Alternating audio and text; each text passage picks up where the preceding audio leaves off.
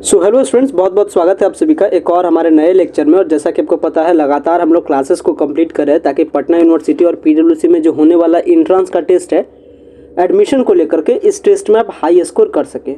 लगातार हमारी क्लासेस चल रही है, लगातार जितने भी सारे हमारे स्टूडेंट्स हैं लगातार क्लासेस को अटेंड कर रहे हैं और अटेंड करने के साथ 1 बाय 1 करके टॉपिक को ख़त्म कर रहे हैं। बात करेंगे आज के इस क्लास में हिस्ट्री वाले पेपर के बारे में। और मैंने आपको हिस्ट्री के पेपर में पिछले के क्लास में मैंने आपको जो आपका तुर्क का अटैक था, अरब का अटैक था, ये सारी बातों के बारे में बता चुका था। जो जो इम्पॉर्टेंट है पटना या पटना वुमेंस कॉलेज के टेस्ट के लिए, वो सारी बातों के बारे में हम लोग डिस्कस करते हैं।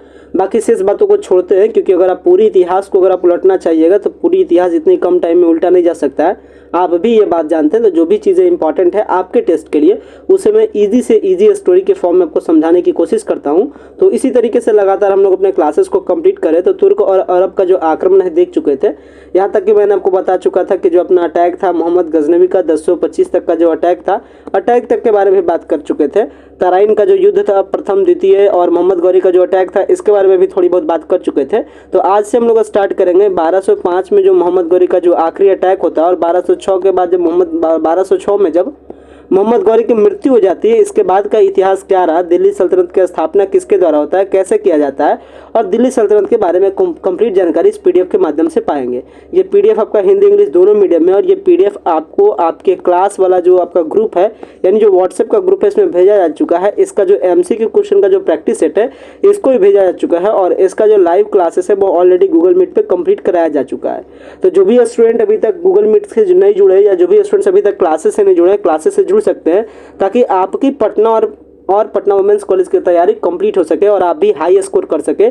क्लासेस से जुड़ने का प्रोसीजर बेहद ही सिंपल है। आपको क्या करना है, 906517 आपको करना है कि 9065179925 को मैसेज करना है, और आपको बताना है कि क्लासेस से जुड़ना है। इसके बाद क्लासेस से जुड़ने से रिलेटेड जितने भी सारे फर्दर जानकारी हैं, सारे जानकारी आपको प्रोवाइड कर दिया जाता है। अगर आपको पसंद आता है तो आप क्लासेस से जुड़ सकते हैं, अदरवाइज वो आपका चॉइस है। और जितने भी सारे स्टूडेंट्स लगातार क्लासेस से जुड़ भी रहे हैं, बहुत सारे स्टूडेंट्स का सवाल होता है कि क्या मैं अभी क्लासेस से जुड़ूंगा तो जो आपका पुराना जो क्लासेस है वो आपको कहाँ से मिलेगा। तो वो तमाम सारे जो क्लासेस है वो रिकॉर्डेड फॉर्म में अवेलेबल है, साथ में आपको पीडीएफ वगैरह सब कुछ मिलता है। अगर मैं ऑल ओवर अगर मैं समराइज के फॉर्म में बात करूँ कि अगर आप क्लास से जुड़ते हैं तो आपको बेनिफिट क्या है, तो ये समझिए बेनिफिट के बारे में। अगर मैं बात करूँ नंबर ऑफ बेनिफिट के बारे में, तो सबसे पहला क्लास आपको लाइव भी मिलता है गूगल मीट से, साथ में आपको मिलता है रिकॉर्डेड भी। तो क्लास का तो लफड़ा खत्म हो गया। आगे बढ़ते हैं तो नोट्स भी आपको मिलता है। आगे बढ़ते हैं तो 1 वर्ड शॉर्ट नोट्स आपको मिलता है, 1 वर्ड शॉर्ट नोट्स जो डायरेक्टली आपको याद कर लेना है। इसके बाद आपको मिलता है एमसीक्यू क्वेश्चन। इसके बाद आपको मिलता है प्रैक्टिस सेट विदाउट आंसर। इसके बाद आपको मिलता है मॉक टेस्ट वीकली एंड में।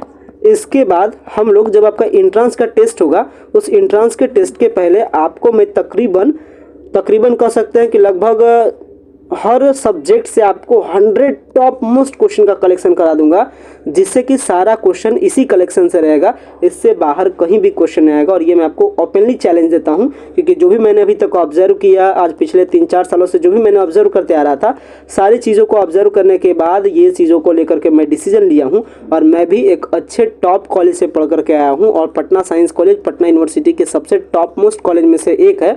तो मुझे भी अच्छा खासा एक्सपीरियंस है। हर चीज़ों को क्रिटिकली किस तरीके से एनालाइज किया जाता है, बहुत सारी चीज़ों को एक्सपीरियंस करके ही आपके लिए क्लास चला रहा हूँ। वो क्लास मैंने पिछले साल भी चलाया है, उसके पिछले साल भी चलाया है, और कई सारे स्टूडेंट्स का ऑलरेडी एडमिशन्स मैंने करवाया है, चाहे पटना वुमेंस कॉलेज हो, या फिर अपनी मगध महिला कॉलेज हो, या फिर अपनी पटना कॉलेज हो, या कोई भी कॉलेज हो पटना यूनिवर्सिटी के। सारे कॉलेजेस में मैंने एडमिशन सही तरीके से कंप्लीट कराया है, वो भी अच्छे अच्छे कोर्सेज में। तो आप भी मेरे साथ जुड़ सकते हैं, क्लासेस से जुड़ सकते हैं, और क्लासेस से जुड़ने के बाद एक बेहतर स्ट्रैटेजी के साथ, बेहतर प्लानिंग के साथ आप इस एंट्रेंस एग्जाम को अच्छे मार्क्स के साथ, हाई स्कोर के साथ क्रैक कर सकते हैं, ताकि आपका जब एडमिशन हो तो आपको मनपसंद कोर्स में सबसे पहले आपका एडमिशन हो सके। चलिए बात करते हैं क्लासेस को लेकर के। तो देखिए कहानी को आगे समझिएगा। मैंने कहानी तक आपको बताया था कि जो मोहम्मद गजनवी होता है वो सुबुक्तगीन का बेटा होता है, और ये जो मोहम्मद गजनवी है वो अटैक करता है इंडिया पर। लेकिन मोहम्मद गजनवी जो अटैक करता है, इसका मेन कारण होता है यहाँ का धन संपदा का क्या करना है, लूटना है। क्योंकि जो सुबुक्तगीन है, मैंने आपको पिछला क्लास आप जरूर देखिएगा, उसका लिंक आपको लास्ट में मिल भी जाएगा, और ये प्लेलिस्ट का वीडियो, तो जहाँ भी हिस्ट्री का आपको करके लिखा रहे, आप 1 बाय 1 करके जरूर देखिएगा। खैर चलिए कहानी को थोड़ा सा सिंपल कर देते हैं, ताकि हर बच्चे समझ सके। अगर अभी तक पिछले क्लास को अटेंड नहीं भी किए तो भी इस बात को समझ सकते। समझिएगा सिंपल से।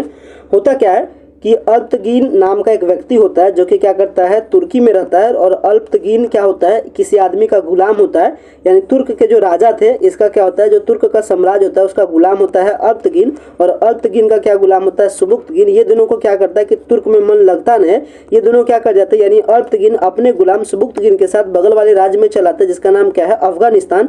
और अफगानिस्तान में आकर के क्या करते हैं, तुर्क साम्राज्य की स्थापना करते हैं। तो अगर आपसे बात किया जाएगा कि तुर्क साम्राज्य की स्थापना यानी जो अफगानिस्तान है वो किसके द्वारा किया गया था, तो अल्पतगीन के द्वारा किया गया था। और चूंकि अल्पतगीन का जो सेवा है, अल्पतगीन के बारे में अगर बात की जाए तो अल्पतगीन सुबुक्तगीन का क्या था, मालिक था, या कह सकते ये जो सुबुक्तगीन है नीचे वाला, ये क्या है, अल्पतगीन का गुलाम है। सुबुक्तगीन क्या करता है, अल्पतगीन का बहुत सेवा करता है, बहुत अच्छा से खातिरदारी करता है, बहुत सेवा करता है।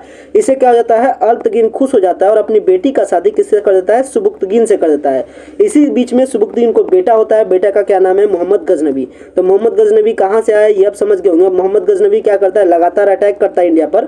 और सबसे पहला अटैक करता है ये 1001 ईस्वी में राजा जयपाल पर। और ये लगातार अटैक करना स्टार्ट करता है इंडिया पर, बस इस लोभ से, क्योंकि इसका जो राजधानी है अफगानिस्तान में तुर्क साम्राज्य की स्थापना इसके पूर्वजों के द्वारा हुआ था, या कह सकते हैं इसके पिता के जो मालिक थे उसके द्वारा किया गया था अफगानिस्तान में। तो ये नई नई राजधानी बनी थी अफगानिस्तान में। तुर्क से कहाँ ये राजधानी स्थापित हुई, अफगानिस्तान में। तो इसके पास धन संपदा था नहीं, तो बगल के देशों में क्या किया, देखा कि भारत में बहुत ज्यादा धन संपदा है, इस चक्कर में ये लूटना स्टार्ट कर दिया।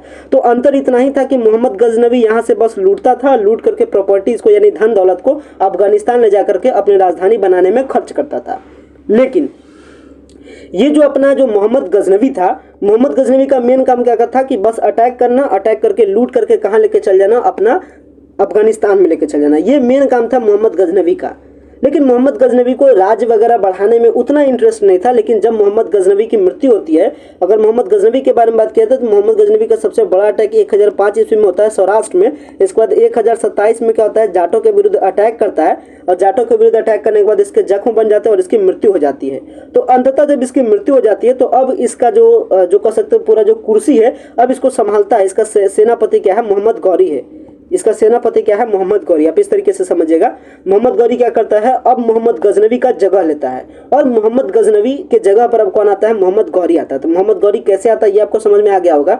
मोहम्मद गौरी क्या करता है, मोहम्मद गौरी भी अटैक, मोहम्मद गौरी में अंतर क्या है कि मोहम्मद गौरी का जो ये जो मोहम्मद गौरी है उसमें अंतर क्या है, मोहम्मद गौरी और मोहम्मद गजनवी में मेन अंतर क्या था। गजनवी का मेन मोटो था कि बस लूटो, बट मोहम्मद गौरी का मेन मोटो था कि लूटो भी और साथ में अपने राज्य का विस्तार करो, मतलब अपने धर्म का प्रचार प्रसार करो। अगर इसका राज कहाँ था, अफगानिस्तान में था, तो इसका मोटो क्या था कि अपने राज्य को बढ़ाना है।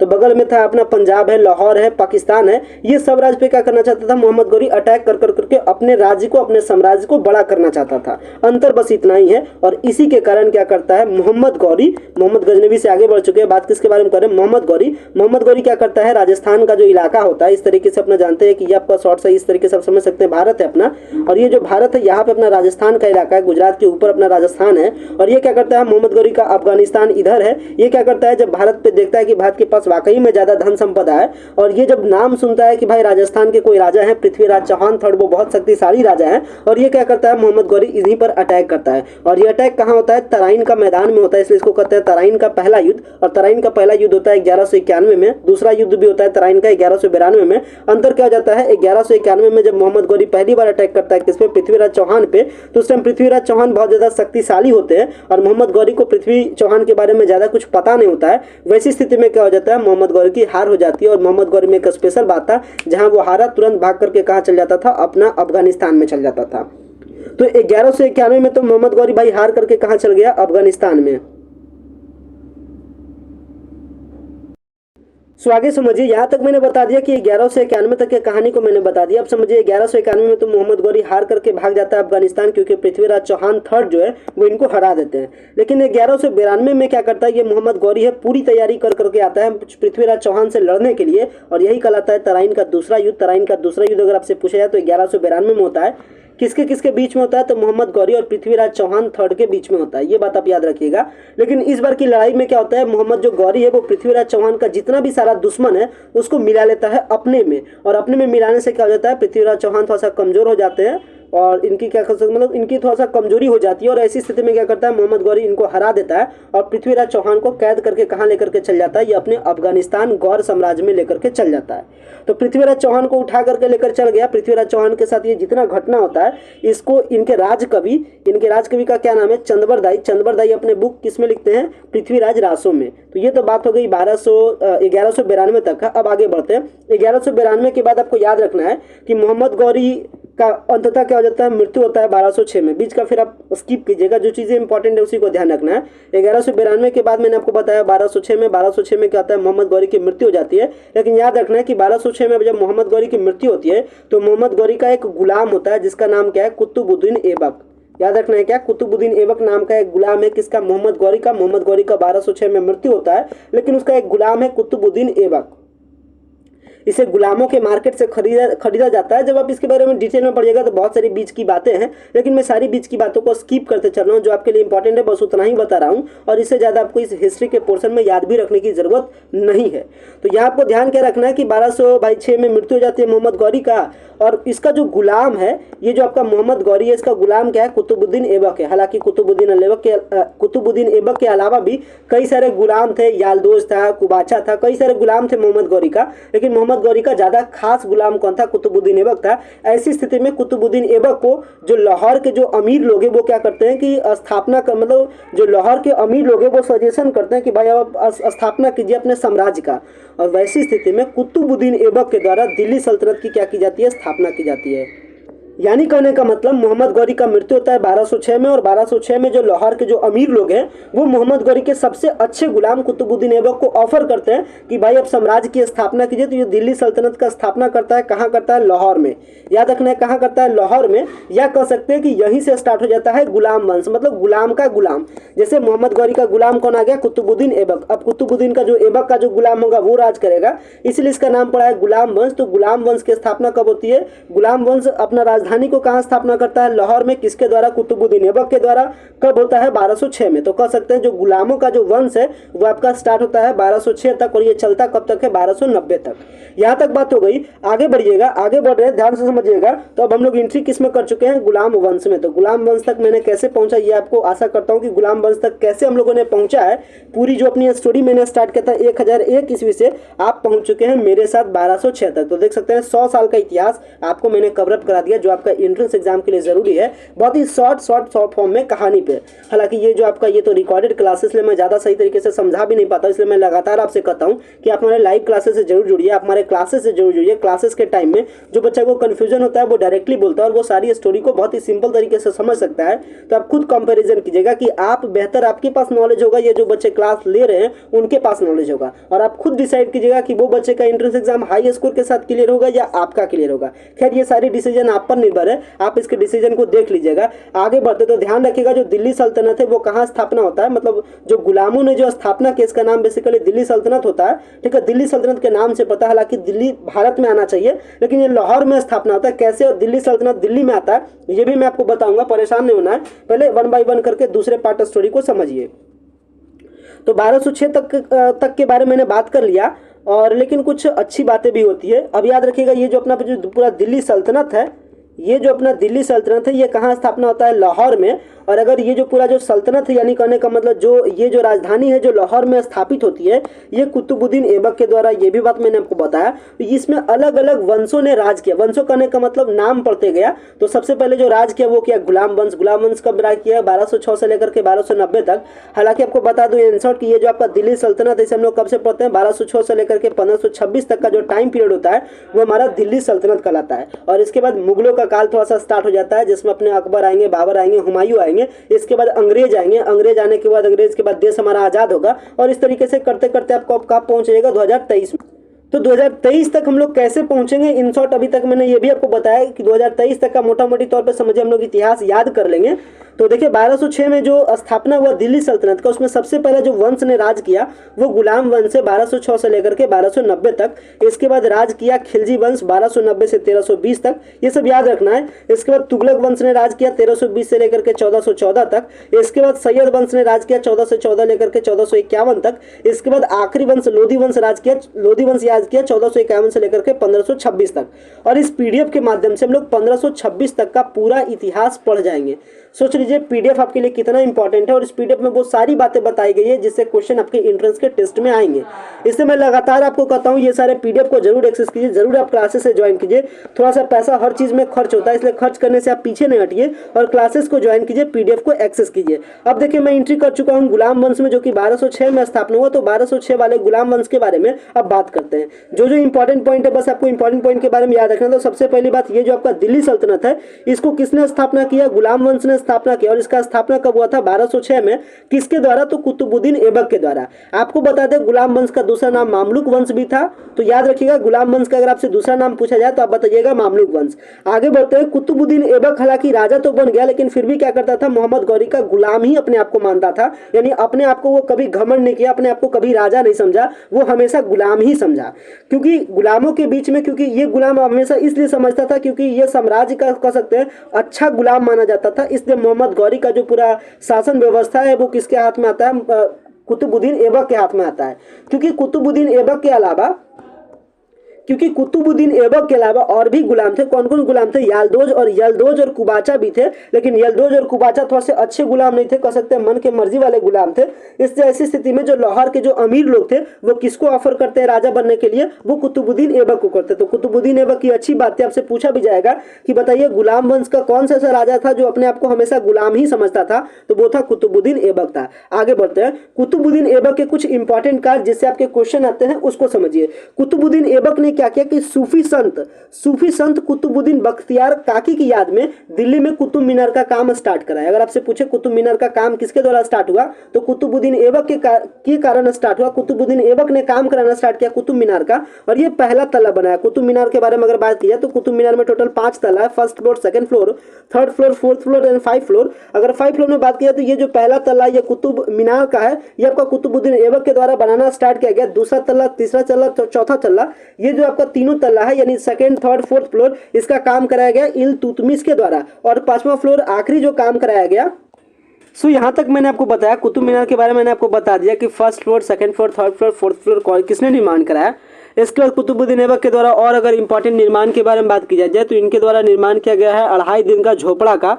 ये भी आपको ध्यान रखिएगा, मतलब 2.5 दिन का झोपड़ा एक मस्जिद था जिसका निर्माण कराया गया कुतुबुद्दीन ऐबक के द्वारा। आगे बढ़ते हैं कुतुबुद्दीन ऐबक के द्वारा। तो गुलाम वंश में एक और आदमी के बारे में याद रखना है, इल्तुतमिश के बारे में अगर बात की जाए तो इल्तुतमिश एक और अन्य प्रमुख शासक था, और ये ऐसा आदमी था जिसे कहा जाता है दिल्ली सल्तनत का वास्तविक संस्थापक। मतलब इसी को माना जाता है रियल फाउंडर ऑफ दिल्ली सल्तनत। अगर आपसे पूछे कि who be the real founder of Delhi sultanate, then you have to answer किसके बारे में करना है? इल्तुतमिश के बारे में। क्यों? क्योंकि लाहौर में कुतुबुद्दीन ऐबक ने स्थापना किया था दिल्ली सल्तनत का, और ये क्या किए कि ये जो इल्तुतमिश थे ये क्या करते हैं? लाहौर से इसको लेकर चलाते हैं दिल्ली में। यानी दिल्ली सल्तनत को लाया गया, लाहौर से उठा करके दिल्ली में राजधानी बनाया गया। किसके द्वारा? इल्तुतमिश के द्वारा। इसलिए इल्तुतमिश को क्या कहा जाता है? रियल फाउंडर कहा जाता है। साथ में ध्यान रखना है कि इल्तुतमिश ने चांदी का सिक्का जिसका नाम पड़ा टका, और तांबे का सिक्का जिसका नाम था जीतल, तो इल्तुतमिश के द्वारा टका और जीतल का निर्माण भी कराया गया। साथ में आपको यह भी ध्यान रखना है कि इल्तुतमिश ने और भी कुछ प्रमुख काम किए थे, जिसमें 40 दल का गठन था, चालीसा दल, जिसमें 40 गुलाम रहते थे। तो चालीसा दल का निर्माण भी कराया गया। तो अगर आपसे पूछे बताइए चालीसा दल का निर्माण किसके द्वारा कराया गया, तो इल्तुतमिश के द्वारा। साथ में याद रखना है कि ये जो चालीसा दल है इसका दूसरा नाम था तुर्कान ए चहलगामी। तो अगर आपसे पूछे बताइए तुर्कान ए चहलगामी का निर्माण किसके द्वारा, मतलब तुर्कान ए चहलगामी को किसने चलाया था, तो ये इल्तुतमिश के द्वारा चलाया गया था। एक और इंपॉर्टेंट पॉइंट होता है, इल्तुतमिश की एक बेटी होती है जिसका नाम क्या होता है? रजिया सुल्तान। ध्यान रखना, रजिया सुल्तान दिल्ली की प्रथम शासिका बनी थी। तो रजिया सुल्तान क्या करती है? इल्तुतमिश के बाद जगह लेती है दिल्ली सल्तनत का, मतलब दिल्ली पर राज करती है। इस तरीके से आप समझ सकते हैं। तो ये कुछ आपके इंपॉर्टेंट था। इसके बाद अगर आगे बढ़ते हैं इसमें, तो चालीसा दल के बाद अगर आगे इसके बढ़ते तो चालीसा दल को समाप्त किया गया गयासुद्दीन बलबन के द्वारा। यानी इसी में एक और आपको याद रखना है, गुलाम वंश के एक और इंपॉर्टेंट शासक थे जिसका नाम क्या था, गयासुद्दीन बलबन था। और गयासुद्दीन बलबन क्या करते हैं, चालीसा दल को समाप्त करते हैं। अगर आपसे पूछा जाए चालीसा दल को स्टार्ट किसने किया था तो इल्तुतमिश ने। अगर आपसे पूछा जाए कि चालीसा दल को समाप्त किसके द्वारा किया गया था तो गयासुद्दीन बलबन के द्वारा। और गयासुद्दीन बलबन कौन से वंश से थे तो याद रखना है गुलाम वंश से। तो इतने कुछ बातें आपके इंपॉर्टेंट गुलाम वंश की होती है। साथ में इसे ये जो आपके गुलाम ये जो बलबन है, बलबन का सिद्धांत यह भी था कि इसे ईश्वर की छाया और जिल्ले इलाही या आपका ईश्वर की प्रतिनिधि भी माना जाता था। तो ये कुछ आपके इंपॉर्टेंट पॉइंट थे गुलाम वंश से, यानी गुलाम वंश को हमने कवर कर लिया। गुलाम वंश के बारे में बात की तो अभी मैंने आपको बताया कब से चलना स्टार्ट हुआ, 1206 से स्टार्ट हुआ, 1290 तक के बीच के बारे में हम लोगों ने बात कर लिया। अब 1206 से आगे बढ़ते हैं, 1290 के बारे में, 1290 से आगे की कहानी बात करते हैं, यानी अगले वंश के बारे में बात करते हैं। तो अगर अगले वंश के बारे में बात करते हैं, ये आता है खिलजी वंश। और अगर खिलजी वंश के बारे में बात किया जाए तो ये 1290 में इसकी स्थापना होती है। 1320 तक खिलजी वंश राज करती है दिल्ली सल्तनत पे, यानी जो अपना दिल्ली है, दिल्ली पर राज करती है। नेक्स्ट वंश गुलाम वंश के बाद कौन तो राज करती है, खिलजी वंश। खिलजी वंश राज करती है 1290 से लेकर के 1320 के बीच में। और अगर इसके इंपॉर्टेंट पॉइंट के बारे में बात करें तो याद रखना है, खिलजी वंश की स्थापना गुलाम वंश के अंतिम शासक कैयूमर्स की हत्या करके जलालुद्दीन खिलजी ने की थी। याद रखना है, यानी क्या होता है कि 1206 से 1290 के बीच तो अपनी राज होती है गुलाम वंश का, लेकिन गुलाम वंश के जो अंतिम शासक थे जिनका नाम था कैयूमर्स, इनका नाम क्या था, कैयूमर्स। और क्या करते हैं, कैयूमर्स को मार देता है। कौन मार देता है, जलालुद्दीन खिलजी। कौन मार देता है, जलालुद्दीन खिलजी। और क्या करता है, दिल्ली पर अपना कब्जा कर लेता है, यानी अब खिलजी वंश स्टार्ट हो गया। तो 1290 में स्टार्ट हो जाता है खिलजी वंश, जिसकी स्थापना किसके द्वारा किया जाता है, जलालुद्दीन खिलजी के द्वारा। ध्यान रखना है, ये जलालुद्दीन खिलजी के अलावा क्या थे, अलाउद्दीन खिलजी इस वंश के सबसे प्रमुख शासक थे। अगर आपसे बात की जाए कि खिलजी वंश के प्रमुख शासक के बारे में बताइए तो खिलजी वंश की तो स्थापना जलालुद्दीन खिलजी के द्वारा किया गया, लेकिन इसके प्रमुख शासक के रूप में कौन थे, अलाउद्दीन खिलजी। और अलाउद्दीन खिलजी जो थे, इस जो वंश है इसका सबसे प्रमुख शासक थे। इसलिए थे क्योंकि अलाउद्दीन खिलजी हैं, यानी अलाउद्दीन खिलजी ने ही मंगोलों के आक्रमण से इसे बचाया था। तो मंगोलों के आक्रमण से क्या था, सफलतापूर्वक सामना किया था और भारत को या कह सकते हैं दिल्ली सल्तनत को बचाया था। तो सबसे प्रमुख शासक के रूप में खिलजी वंश में कौन आते हैं, अलाउद्दीन खिलजी। याद रखना है, अलाउद्दीन खिलजी। और जलालुद्दीन खिलजी क्या करते हैं, इसके संस्थापक होते हैं। ध्यान ये भी आपको रखना है क्या क्या कि अलाउद्दीन खिलजी ने 1299 ईस्वी में गुजरात आक्रमण के दौरान एक हिजड़े मालिक काफूर को 1000 दिनार में खरीदा था। यानी खैर ये आपका इंपॉर्टेंट तो नहीं है, बट यहाँ ध्यान रखिएगा सबसे इंपॉर्टेंट कौन थे। साथ में आपको ये भी ध्यान रखना है, चूंकि मैंने आपको बताया खिलजी वंश कब से कब राज करती है, 1290 से लेकर के 1320 के बीच में। तो 1290 से 1320 के बीच में जब जलालुद्दीन खिलजी इसके संस्थापक है, इसके बाद प्रमुख शासक के रूप में अलाउद्दीन खिलजी आते। तो अलाउद्दीन खिलजी क्या करते हैं, अपनी राजस्व को सुधारने के लिए, यानी जो वहाँ का इनकम है दिल्ली सल्तनत का, उसको सुधारने के लिए क्या करते हैं, दीवान ए मुस्त खराज नाम का एक राजस्व विभाग की स्थापना करते हैं। तो अगर आपसे पूछा जाए कि दीवान ए मुस्त खराज नाम का स्थापना किसके द्वारा किया गया, तो अलाउद्दीन खिलजी के द्वारा किया गया। तो ये कुछ आपके इंपॉर्टेंट पॉइंट्स थे कहाँ तक, खिलजी वंश तक। तो अभी तक मैं बात कर चुका हूँ 1320 तक, और इससे ज्यादा आपका एमसीक्यू कुछ भी उठने वाला नहीं है। तो इससे बस जरूरी है क्या कि अब आपको एमसीक्यू क्वेश्चन का प्रैक्टिस कर लेना है। तो मैंने आपको ऑलरेडी ग्रुप में भेज चुका हूं, तो आप उसका प्रैक्टिस कर लीजिएगा। और अगले क्लास में हम लोग बात करेंगे, जब हमारा हिस्ट्री का क्लास होगा तो तुगलक वंश, सैयद वंश और लोधी वंश, इस तरीके से करके हम लोग क्या करेंगे, दिल्ली सल्तनत को खत्म कर देंगे। तो फिर हमारा क्या होगा, 1526 तक का इतिहास हम लोग खत्म कर जाएंगे। इसके बाद मुगल काल में एंट्री कर जाएंगे, मतलब बाबर, हुमायूं, अकबर वगैरह में एंट्री कर जाएंगे। उसके बाद अंग्रेज के बारे में एंट्री कर जाएंगे और ऑल ओवर कर जाएंगे कि मिडावल इंडिया हम लोग समाप्त कर लेंगे। तो अभी एंट्रेंस के टाइम में आपका टाइम भी है और हर चीज़ों को अभी भी जल्दी खत्म नहीं कर रहे, कारण है कि सब फिर एक ही बार खत्म हो जाएगा, फिर आगे आपके लिए कंटेंट नहीं बचेगा। इसलिए चीज़ें बहुत जो भी जरूरी है सारी चीज़ों को बताया जा रहा है। तो जो भी स्टूडेंट्स अभी तक क्लासेस से नहीं जुड़े हैं, क्लासेस से जुड़ सकते हैं। क्लासेस से जुड़ने के बाद उनको जो भी सारा पीडीएफ अभी तक कंप्लीट कराया गया है, जो भी सारा लेक्चर कंप्लीट किया है, सब कुछ आपको मिल जाता है। तो आपको किसी भी प्रकार की पछताने की जरूरत नहीं, आपको किसी भी प्रकार का लॉस नहीं है, जहाँ तक आपको फायदा ही फायदा है। इसलिए आप जो भी स्टूडेंट्स अभी तक क्लास से नहीं जुड़े हैं, क्लासेस से जुड़ सकते हैं। क्लासेस से जुड़ने के लिए नीचे आपको नंबर दिख भी रहा होगा, आप उस पर मैसेज कीजिए और क्लास से जुड़ जाइए, ताकि आप भी सारे पीडीएफ को एक्सेस कर सके। और हमारे टीम के द्वारा बीए, बीएससी या कह सकते हैं आर्ट, साइंस, जितने भी सारे स्ट्रीम होते हैं, कॉमर्स, सब कुछ के लिए तैयारी कराया जा रहा है। साथ में vocational course, BCA, BBA, BCom, सारे कोर्सेज की तैयारी है। तो अगर अभी तक आपने हमारे क्लासेस से ज्वाइन नहीं किया तो क्लासेस से ज्वाइन कर ले, ताकि आपकी भी तैयारी बेहतर हो सके और आप भी हाई स्कोर कर सके। वीडियो को इन करते हैं। Thanks a lot for watching this very important class.